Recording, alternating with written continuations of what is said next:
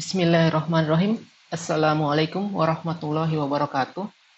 Berikut ini adalah panduan pelaksanaan praktikum mata kuliah basis data 2 bagi rekan-rekan mahasiswa atau praktikan yang mengambil mata kuliah tersebut dan telah diberikan modulnya oleh baik dosen teorinya maupun asisten praktikumnya. Silakan dibuka modulnya. Kurang lebih modulnya seperti ini, yaitu modul praktikum, mata kuliahnya basis data 2 semester 3. Silakan nanti dilengkapi stambuknya, nama, frekuensi, atau kelasnya. Kemudian, di modul satunya, topiknya itu adalah tentang DDL dan DML. Ini adalah review dari basis data satunya, di mana rekan-rekan mahasiswa atau praktikan diharapkan sebelum memulai pada modul satunya, diharapkan membaca dengan seksama capaian pembelajaran mata kuliahnya. Di sini diharapkan setelah melaksanakan praktikum ini, mahasiswa mampu mengimplementasikan fungsi Data Definition Language atau DDL dan Data Manipulation Language atau DML dalam database serta mampu mengelola record dan retrieve data.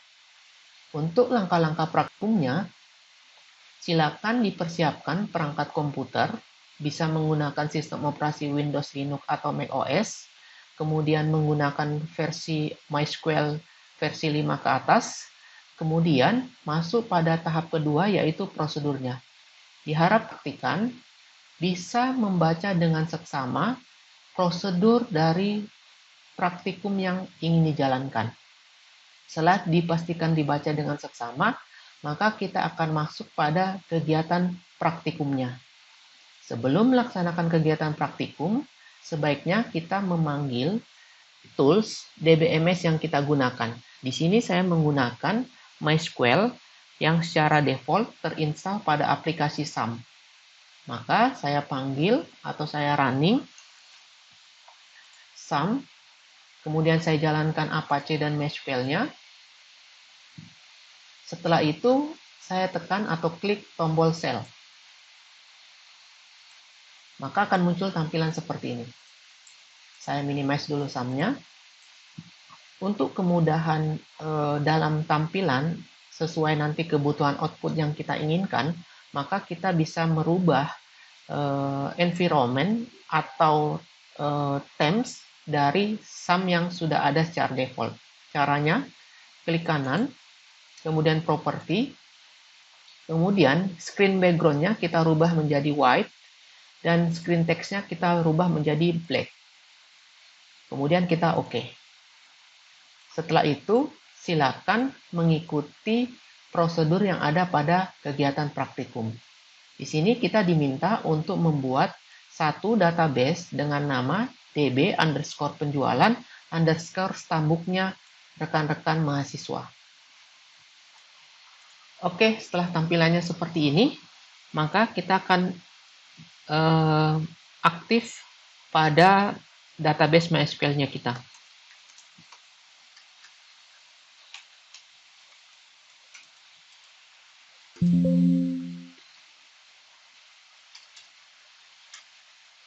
Oke, di sini kita telah aktif pada database MySQL atau MariaDB. Silakan kita membuat satu database dengan nama db_stambuk.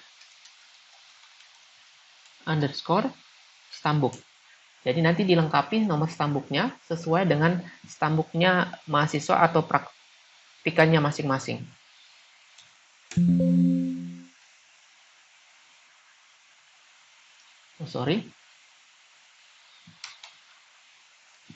Oke, di sini kita telah berhasil membuat satu database yaitu dengan nama DB penjualan. Setelah sukses atau berhasil, maka listing ini atau perintah ini diminta untuk dipaste atau didokumentasikan pada modulnya. Caranya adalah silakan rekan-rekan praktikan memanggil aplikasi snippet tools atau snipping tools, kemudian rekan-rekan bisa mengcapture buktinya tersebut sebagai laporan dari praktikan yang telah berhasil dilaksanakan.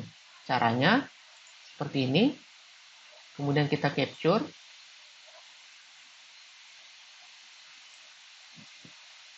Oke, setelah itu kita copy, kemudian kita paste di modul praktikannya atau modul praktikumnya. Oke, setelah seperti ini silakan dirapikan saja sesuai dengan kebutuhan. Oke, maka kegiatan praktikumnya kita pada poin pertama ini telah berhasil.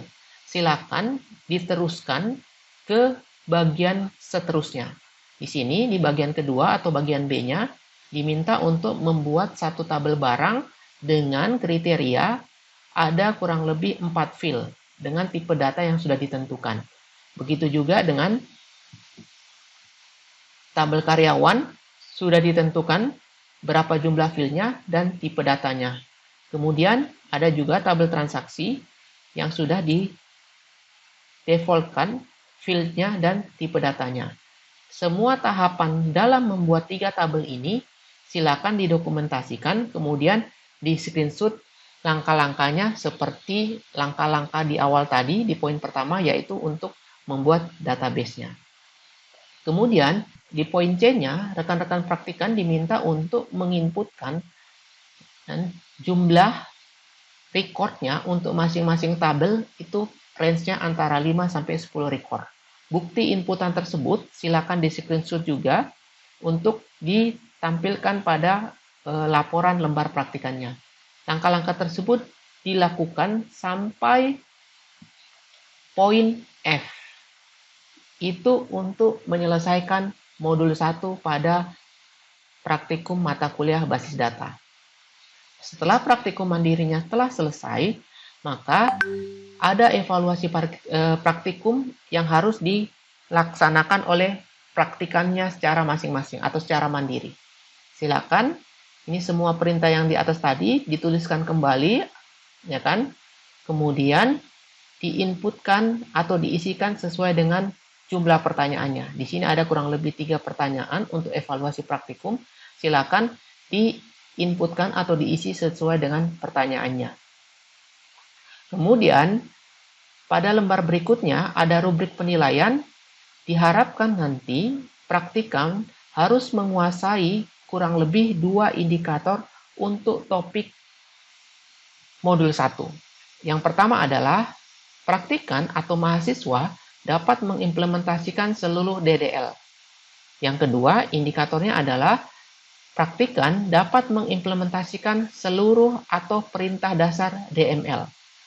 Poin-poin itu akan ditanyakan atau akan diuji oleh asisten atau dosen teorinya kepada setiap praktikannya atau setiap mahasiswanya untuk memastikan ketercapaian dari indikator yang sudah dibebankan pada modul 1 praktikum basis data 2.